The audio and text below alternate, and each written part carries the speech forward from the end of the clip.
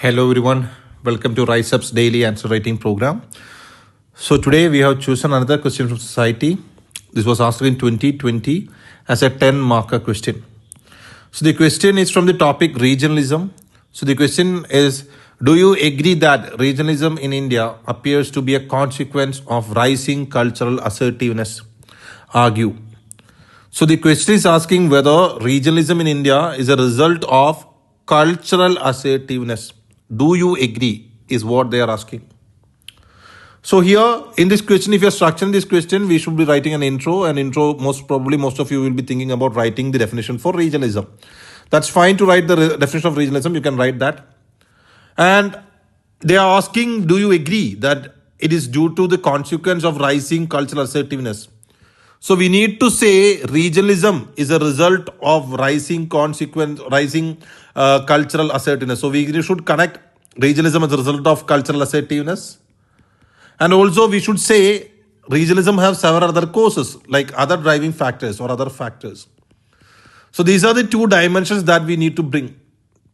And also if you have enough space and time, regionalism we consider it to be it's not a good thing. So we can say the way forward also, like how to overcome regionalism. If you're not getting time, you can include way forward in the conclusion. So this is the basic structure that you can make for this particular answer. So for introduction, as I said earlier, most of you will be thinking about writing a definition for regionalism. That's fine. Or this was asked in 2020, or when you are writing such a question, if you're having some present day context that will help you to connect, if you're an example that help you to connect regionalism of a cultural assertiveness, that would be also good. Maybe like you can connect to the Northeast issue or any particular issue that is currently at limelight, that would be also good. Okay, or else you can start with regionalism. Here I have given definition for regionalism so that you can get a definition. Regionalism reflects a shared sense of identity among the people in a specific geographical area, which is often against national feelings. It's not that it's always against national feelings, often against national feelings. Like you keep or you think that the feel of that particular region, the feel of that particular regional identity is above all other things. That's what we call as regionalism. And it often originates among groups in particular areas due to distinct ethnic, linguistic, economic, and cultural consciousness. So it's originating as a result of due to distinct ethnic, linguistic, economic, and cultural consciousness. So we are speaking about different other factors that can contribute to regionalism. So we'll see how regionalism is rising due to cultural assertiveness. We have given some points. The first point is the cultural homogenization. Like in a particular country or a particular region, when one particular culture is dominating, the other culture which are minority will be in danger. They feel like the dominant culture is overcoming or their culture being minor is being washed away. So they will try to resist. So this triggers the sense of regionalism or regional identities will try to resist. For example, in 1960s, we had the anti-Hindi agitations in Tamil Nadu when Hindi was being imposed on some of the South Indian states. Secondly is the cultural festivals. We know that we always say that we are proud of the unity and diversity. So in the cultural regions, we have different festivals and often people are so much proud about their regional cultural festival. So people take pride in showcasing their cultural heritage. So these cultural programs, that is going to bring a sense of regionalism. For example, Bhangra in Punjabi, Tamil Nadu, Pongal, etc. Then we can say cultural revivalism. Like in the modern day of globalization and industrialization, we know that most of the cultures are getting eroded away or the cultures have diminished. So people have been trying to bring back their culture, revive their culture. When they're trying to revive their culture, that increases the sense of regionalism or that escalates the regional pride. So it is the cultural revivalism. That is the next point. Then ethnic identity. So most of the people, they belong to a particular ethnicity and this ethnicity is considered to be or it's connected to the geography of a region or a regional thing. So the ethnic identity, that will also increase the sense of regionalism. For example, we can say that is in Northeast, like the ethnic groups like Nagas, Mizos, they are demanding for autonomy. They are demanding for a separate statehood. So that's due to their ethnic identity. That's the another point. And also we have the social media highlights, like the different regions, the social media pages, they are boosting the regional thoughts. So that's also a reason. So here we are clearly stick on to the cultural assertiveness. So we say that cultural assertiveness is the major reason for regionalism. Now we want to address the other part in which we will be saying it's not only cultural assertiveness, there are other factors that contribute to regionalism. So here we are saying about the political discrimination by the government at the center, mostly by the government at the center.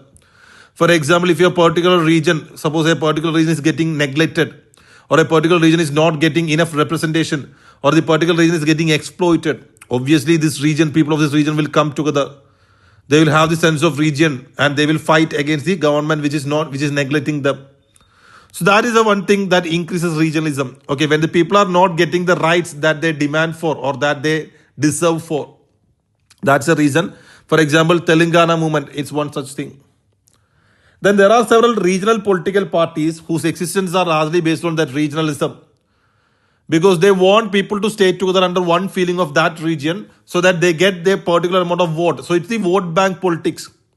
So the identical politics or vote bank politics by the political parties that is based on some region that also promotes regionalism. Example, Assam, Gana Parishad in Assam. Then historical factors.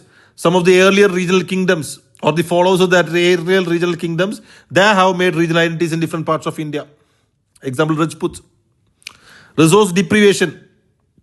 Resource deprivation sense, for example, some regions of India or some part of India are resource rich. So their resources are being shared to the other parts of India, which are resource deficient.